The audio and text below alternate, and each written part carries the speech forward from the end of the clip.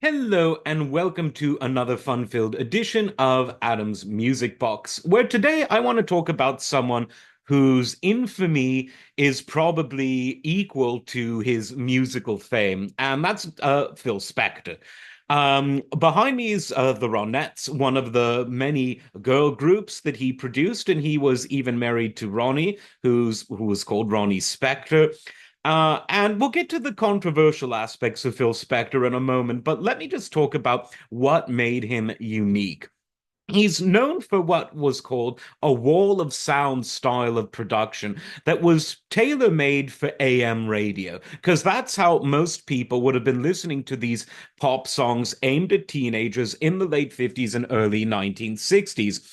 And the wall of sound was all about a lack of definition. It was about doubling or tripling up on instruments, multiple guitars, loads of production, multiple keyboards of all sorts, all playing in unison or in similar passages to create this sort of thick sound where you couldn't necessarily pick out what the guitar was doing here, what the organ was doing here, what the piano was doing here, how many percussionists in the room, lots, to say the least. And the emphasis was always on vocal, particularly vocal harmony.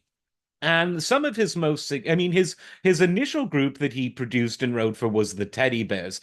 But he soon found fame with groups like the Paris Sisters, one of his first girl groups that he took under his wing. And then he propelled the careers of the Crystals and the Ronettes in particular.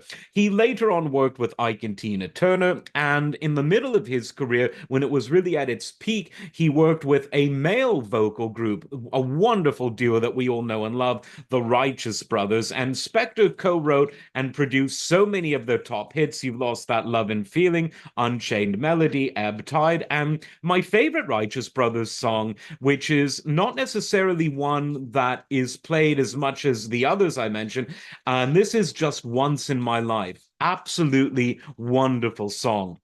Now, what was Phil Spector's musical style apart from that wall of sound production? Well, his style was what I would call the fusion of doo-wop music, which was a subgenre of mainly black R&B, though there were increasingly white vocal groups by the late 50s singing in this style. It was the fusion of that with a sort of pseudo-European classical, pseudo-Baroque even sensibility. And he was not shy about his connections to pseudo classical music. He called his singles miniature symphonies and was very proud of it. And that's kind of what they were, but it really was great pop music with a really distinctive production where the music was a monolith and the vocals sat on top of the music, but with the music, really forcing itself on the audiences. And again, while the music sounds good on a hi-fi setup, a hi-fi stereo, this kind of music was really meant for the AM radio or the jukebox that was being played among people shouting or dancing or eating or drinking, so that it would really cut through. And all of it was really, really good stuff. Now, by the late 60s, technology and changing musical styles kind of got the best of Phil Spector. The advent of multi-track recording, the increased popularity of of nice stereophonic sound systems, your good old hi-fi, made this style that was made for AM radio a bit obsolete. By the late 60s and early 70s, most people, certainly most young people, were getting their pop and rock and soul music from FM radio, which was obviously stereophonic sound. But he nevertheless kept on producing and did always kind of cling to this wall of sound style, even though it became a bit less of a bludgeon in his later years.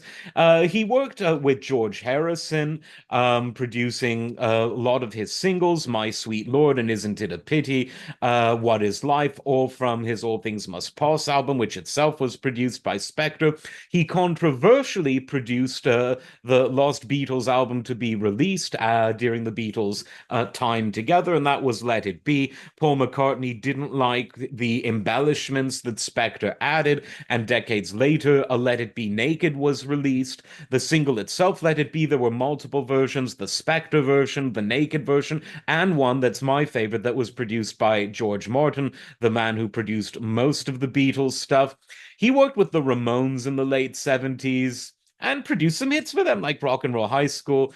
He produced Imagine, one of John Lennon's, if not one of his biggest hits, possibly his biggest hit of all.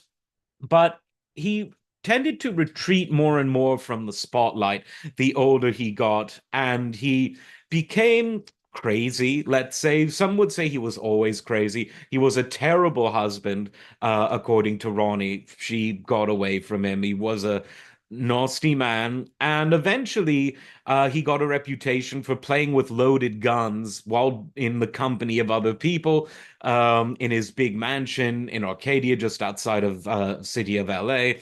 And things went horribly wrong when in the early 2000s he shot and killed an actress called Lana Clarkson. And for that, he was tried. It was a mistrial, or a hung jury, rather, I believe. And then there was a second trial, and he spent his final years in prison. And so it was a quite an infamous ending to someone who was always a deeply strange man, but someone who really helped to invent and popularize a certain genre of music that dominated the radio and dominated the singles charts in the 60s. And for that, he will always have an important musical legacy, even if personality wise, he's someone that you probably wouldn't want to hang out with. Anyway, like and subscribe, and we will see you next time. Take care.